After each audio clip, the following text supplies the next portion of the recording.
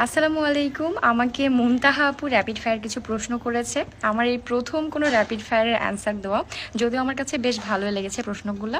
তো আপু প্রথম প্রশ্ন করেছে, আপু আপনার পুরো নাম কি? আমার পুরো নাম হচ্ছে মেঘা ইসলাম জুই। আপনার মেয়ের নাম কি?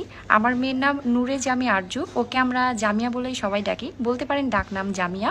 আপনার হাজবেন্ড কি করে? আমার হাজবেন্ড খুবই ছোট্ট একটা জব করে। আপনি কত টাকা আয় করছেন? আমি কোনো টাকায় আয় করছি না এখন। আমার একটা ছোট্ট ফেসবুক পেজ আছে যেটাতে আপনারা অনেক ভালোবাসা দিয়েছেন, তবে আমার মনিটাইজেশন এখনও অন করি নাই, যার কারণে কোনো আর্নিং আমার আসে না। আপনার বিয়ে কত সালে হয়েছে? আমার বিয়ে হয়েছে 21 সালে, এখন 3 বছর চলতেছে। আপনি পড়াশোনা কতটুকু? আমার বেবি হওয়ার জন্য পড়াশোনাটা অফ রেখেছি।